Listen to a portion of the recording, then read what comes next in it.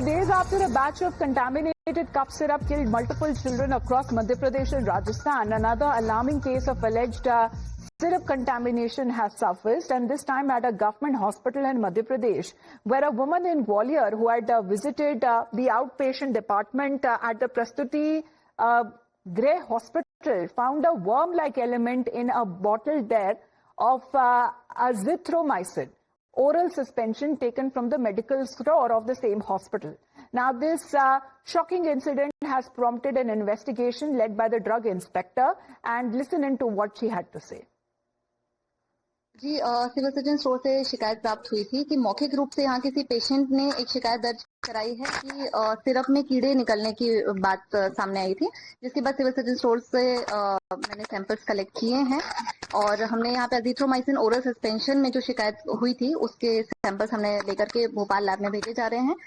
Primary जो हमने physical verification किया है, कई जो उसी बैच के दूसरे हमने सिरप की बॉटल्स को खोलकर भी देखा है, तो उसमें फिजिकल वेरिफिकेशन में तो कोई कीड़े नहीं दिखाई दे रहे हैं, लेकिन फिर भी सावधानी के तौर पे जब तक जांच रिपोर्ट नहीं आ जाएगी तो इस बात को स्पष्टता से हम नहीं कह पाएंगे कि उसमें गुणवत्ता उसकी कैसी है। इसीलिए अजीथ्रोमाइसिन ओरल सस्पेंशन के सिरप हमने सैंपल्स लेकर के भोपाल में भेजे। So all of the bottles from the same batch of azithromycin syrup, which had a worm-like substance allegedly found in the bottle, have now been sent to a laboratory in Bhopal for testing. But at this point, a pressing question that remains, that are these syrups actually safe for use, especially for children? And repeated reports of contamination in children's medicines are not just alarming, they send a chilling shockwave through every household that relies on such drugs. And what remains to be now seen, whether it is this batch of the medicine or it is now becoming the latest addition to a list of tainted medicines, especially being given to children. मकरंद हमारे साथ जुड़ रहे हैं। मकरंद, मध्य प्रदेश से एक और ऐसी घटना सामने आती हुई नजर आ रही है, लेकिन एक अस्पताल से बताया जा रहा है कि ये जो बोतल है, जो सिरप है, जो बच्चों को दिया जाता है, उसमें कुछ कीड़े पाए गए हैं। जी, अभी एक ग्वालियर से शिकायत हुई है। एक पेशेंट ने वहां पर कंप्लेंट की कि उसके ओरल सस्पेंशन में जो एजिथ्रोमाइसिन ओरल सस्पेंशन है उसके अंदर कीड़े निकले हैं, और उसके बाद हंगामा मच गया, क्योंकि पहले से ही स्टेट में इस तरह का अलर्ट जारी है कि जो कफ सिरप्स या अदर सिरप्स हैं उनकी क्वालिटी को लेकर के चेक बना के रखना है, ऐसा अधिकारियों को निर्देश है।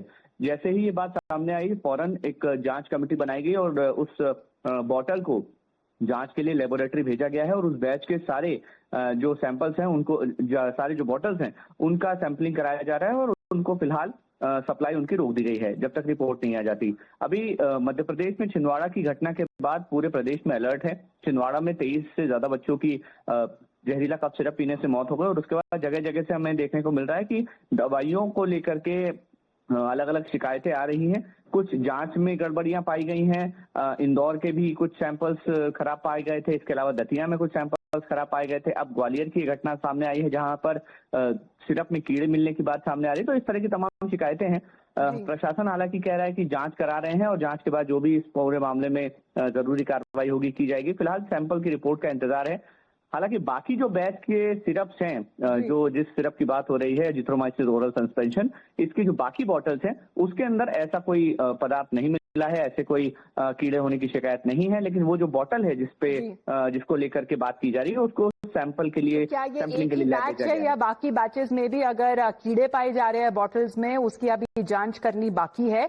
धन्यवाद आपका मकरंद हमारे साथ जुड़ने के लिए। As far as another syrup that is now being said, and this is another case coming in from Madhya Pradesh, and that too from a hospital where this scare has now been found, especially when it comes to a person there who was visiting an outpatient, where they found certain substances. There were worm-like substances that were found in this antibiotic syrup.